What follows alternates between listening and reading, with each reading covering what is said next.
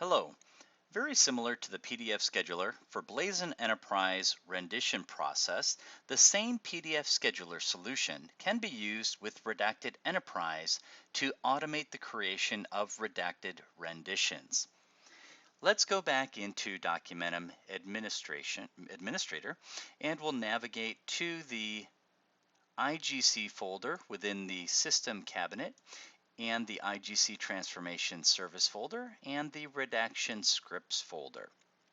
PDF Scheduler includes redaction scripts that you have probably seen included with Brava. These custom scripts are a DM document object type with a content type equal to IGC underscore script underscore redaction.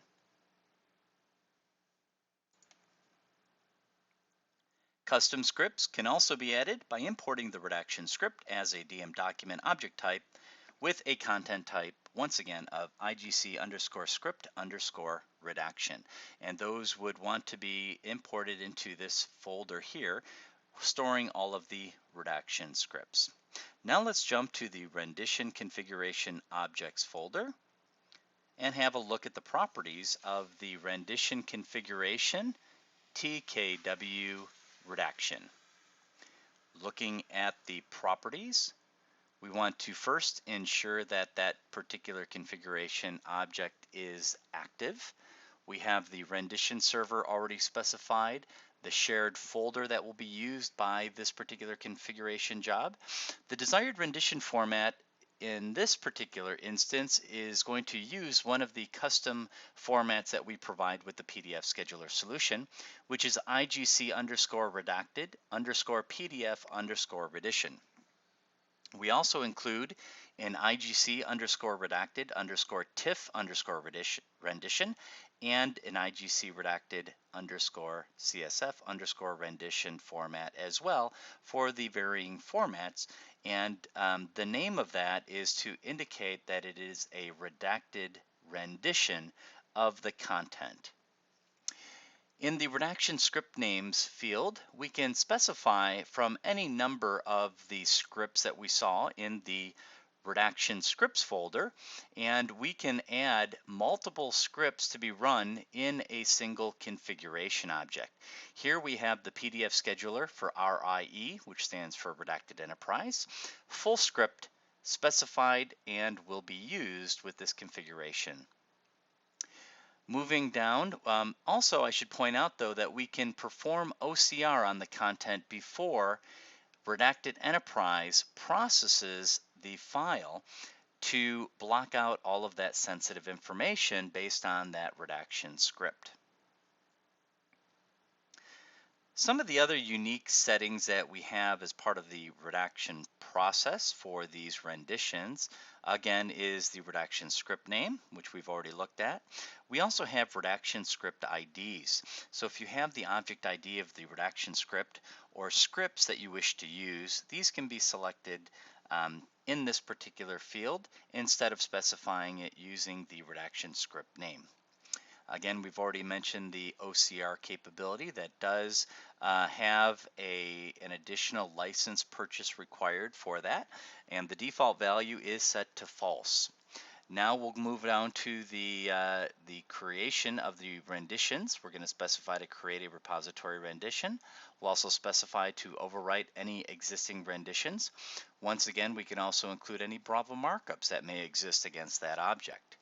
In the query, we again are going to run a very simple DQL, select star from DM document, where our object ID equals the object ID that you see here in the query.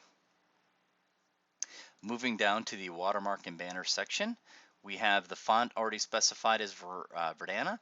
We have the color red, the watermark opacity set as 0.75, and the font size set to 14. The watermark is using a combination of free text redacted by and a system token %user to pull in that system information or the user information for the existing session. We have the banner top center showing redacted on, and it's going to pull in today's system date using the %date token. Along the right, we are going to have a banner that is going to show the object name, and it's pulling in that object name from the object itself using %dbstring and in parentheses object name. We also have specified as part of that banner the object ID, which will also pull in that object ID for that object. We will click OK to accept the changes to the configuration object. And if we move up to the jobs and select the filter by type IGC, and again, we're going to run the IGC rendition job. And that job will take a few minutes to run and to complete. Okay, the job has completed, and let's go back into WebTop, and we will do a simple search using the object name for the document that was specified in the query to be run in that redaction job. Okay, so here is the object, and if we view the renditions, we'll see the new IGC redacted PDF rendition. And again, here we can open this file inside of Brava, and we see the banner at the top showing redacted on today's date, November 11th, 2014. If we zoom out, we'll see that we have redacted by the user that was specified, and you'll also notice along the right banner the object name and the object ID. Let's take a closer look at that. If we rotate the document, we'll see that the banner along the right side does show the object name, PDF scheduler for RIE.pdf, and the object ID. So that is all of the information that we specified in the watermark and banner settings.